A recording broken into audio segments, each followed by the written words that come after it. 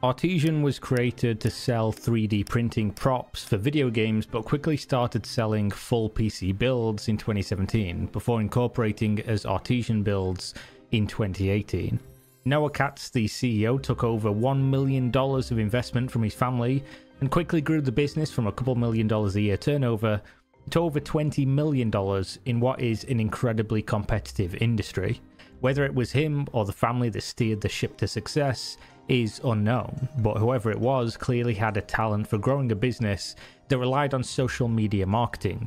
So how exactly did the same CEO set the entire business on fire and declare bankruptcy with millions of dollars in liabilities in July of 2022? Greed, narcissism, and arrogance. This is the story of Noah Katz's obsession with becoming a famous social media influencer. In this industry, the profit margins are relatively thin due to the nature of PC parts having a fixed price, labor being the bottleneck for shipping builds, and physical space being required for operation. There are hundreds of competitors, all capable of doing exactly what you are doing, and fighting for the market share of people who want a new, often expensive PC, but lack the knowledge or time to build one themselves, and that means you need to stand out amongst your peers, and that's exactly what Artesian Builds did. They noticed a trend of social media marketing, particularly on the Twitch platform, which is the perfect demographic for the product, and began recruiting as many streamers as they could to the cause.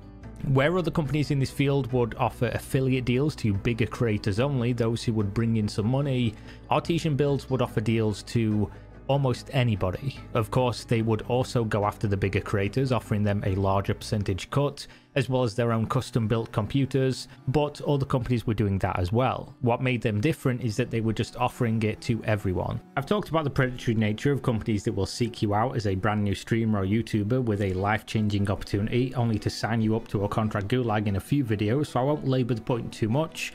But for the purposes of this video, what is affiliate marketing and why did this really matter?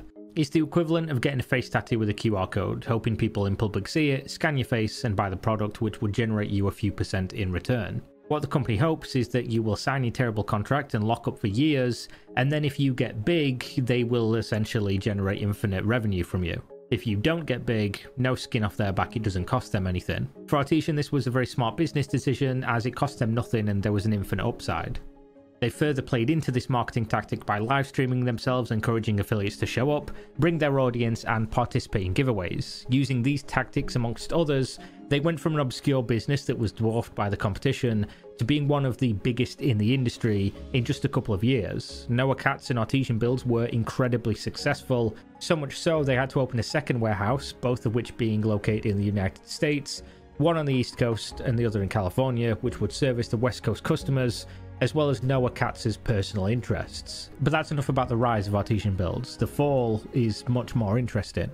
I never personally caught the live streams of Artesian Builds, as I had nothing to do with them, nor am I in the market for their product, but I have spent some hours reviewing the live stream videos from weeks or months before the company imploded. I'd describe it as odd.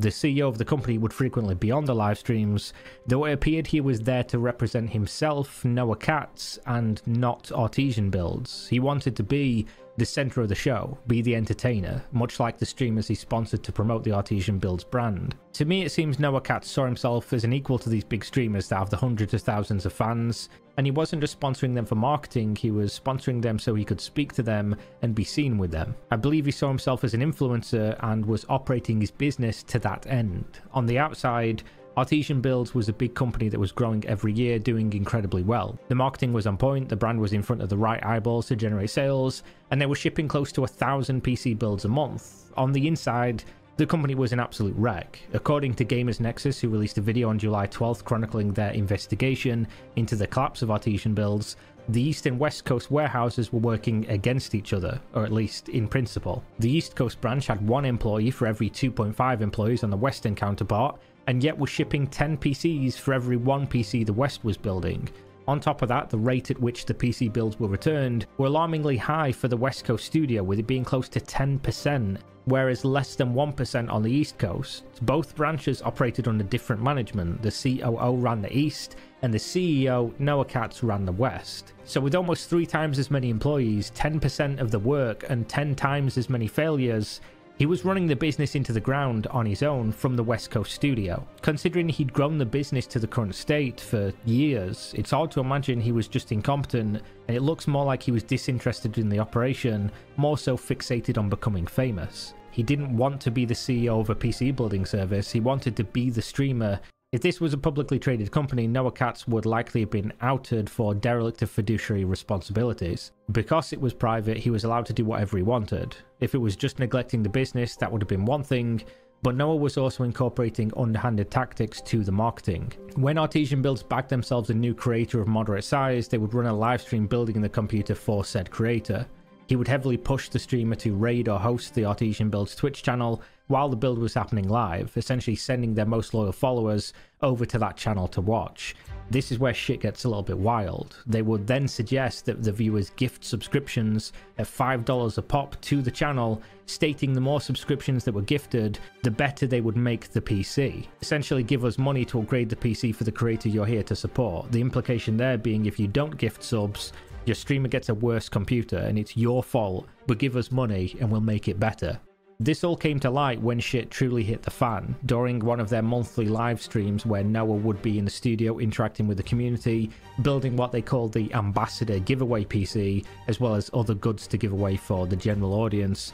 They took the entire list of affiliates in the pool, anyone who'd signed an official contract with them and became an ambassador, and did a live raffle to see who would win this computer. This didn't go to plan, at least not for Noah. Oh, and there's the reroll. And unfortunately, the follower count is extremely flat. Yeah, no. This is an ambassador giveaway. Just in case we don't understand what's going on here, the CEO of the company is publicly talking down about one of their partners who won the draw, disqualifying them from the giveaway that they were entered into without any qualifying analytics being listed for said giveaway, which many people more familiar with the raffle laws have claimed could be illegal, since the rules were not upfront and instead only came when he decided the creator had not done enough sales to warrant winning the giveaway.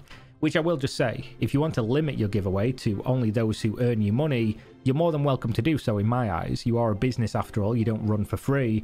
The issue is you must make that qualification from the outset and not on the spot as it suits you, especially when publicly talking down about another person who's supposed to be your partner, or as you call them, an ambassador. It just came off as disgraceful, arrogant behaviour and was recognised as such from the public. After this happened, the creator in question took to Twitter, letting people know that they were upset over how Noah talked about them and their stream. At that point, the internet decided to air their dirty laundry about a company that they were just putting up with until now, for one reason or another. Creators came out to explain their experience with the company, and none of it was good, some going as far to explain how the computer they were sent, that was supposed to be top of the line, was useless, to the point they didn't use them at all, which does make me question why they were then okay with continuing the business relationship knowing their audience might get a dud of a computer, but I do understand contractually maybe that might have been possible or prudent to deal with at the time. It came out that this didn't just happen once or to one person, even on that live stream, it happened to multiple people where Noah would disqualify them and talk down about their analytics. Which begs the question, why do you have them in the giveaway in the first place? And the answer to that question is the free marketing that they would produce. Everything went very downhill from here. Intel, who was an official partner of Artesian Builds, posted publicly that they were reaching out to relevant parties to, quote, address the situation, which is never what you want to hear from a partner as big as Intel for a PC builder.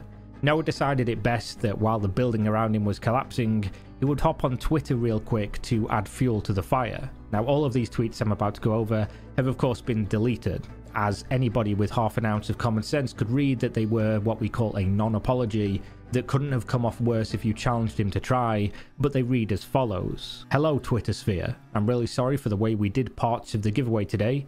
We've given a lot of people a lot of awesome free tech, and that's not going to stop. If you want to talk, I'm here. That's kind of the point of being live so much. Which doesn't read as an apology at all. It essentially says we've given people lots of stuff, so it's okay.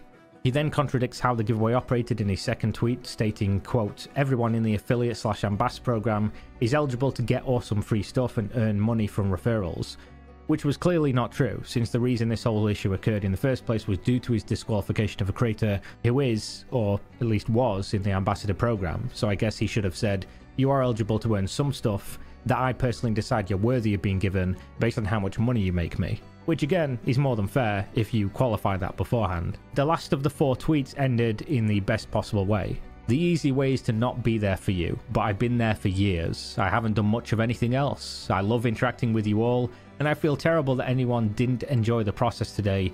Feel free to share ideas on how to improve. And he's right, he hadn't done much of anything else other than speedrunning his company to complete failure. Because this was the beginning of the problems for Artesian Builds in terms of the public eye, but they had been in trouble for quite a while. Their business license had been suspended due to apparent tax evasion, and all they really had left was their positive public perception, which was actually really good at this time.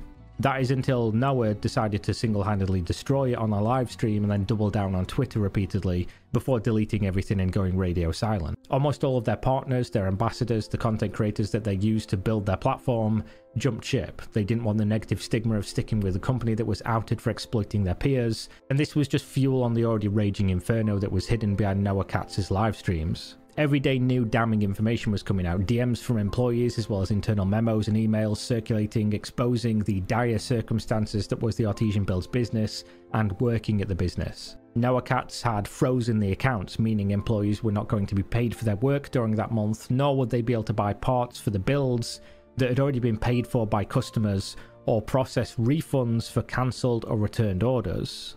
There was even an attempted mutiny, with said employees appealing to the board of directors to out Noah Katz as the CEO for his, quote, devastating actions, lack of leadership and toxic reputation that he'd fostered. This of course failed, which is probably for the best considering the financial state of the business.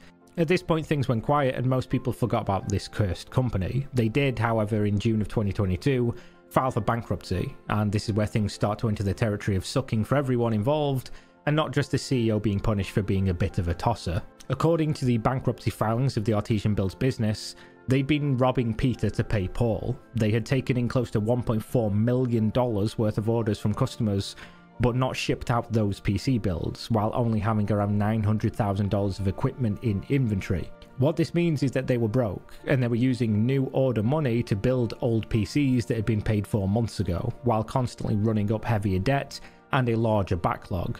This was in part due to the graphics card shortage, having hundreds of builds sitting around waiting for cards to ship, but mostly down to poor management. The only solution to this problem would be an influx of cash from somewhere to clear all prior builds, or they would just continue to chase their tail month on month until money ran out. It seems the Artesian Builds East Coast branch was carrying the entire business. Meanwhile, Noah Katz was burning through money to satiate his own vision that wasn't at all in line with operating the business he'd built. The livestream fail and subsequent Twitter meltdown no doubt sped up the timeline of the business collapsing, but it was already circling the drain.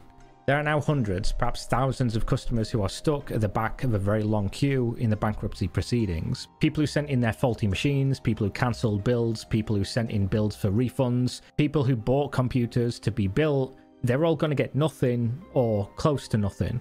There will be people that pay thousands of dollars for a machine, waited months, and now will be told their money is simply gone. The business has about $3 million in liabilities that need to be paid back, and only about $1 million of assets or inventory, which is currently being auctioned off to cover what they can. And the customers will probably be at the back of that line. After all, according to the books, there is $1.2 million of liability from, quote, family loans. The customers who trusted this company got fucked. The creators who affiliated themselves got fucked. The employees, they definitely got fucked. And while it might be better in the long term that another bad actor in the industry goes away permanently, it still means in the short term, a lot of people had to pay the price without being at all responsible for anything in this situation. So while his business was burning around him, Noah Katz was playing the influencer on Twitch, trying to be the star of his own little show. In doing so, he likely neglected his duties as CEO and certainly put the final nails in the coffin of his once successful business.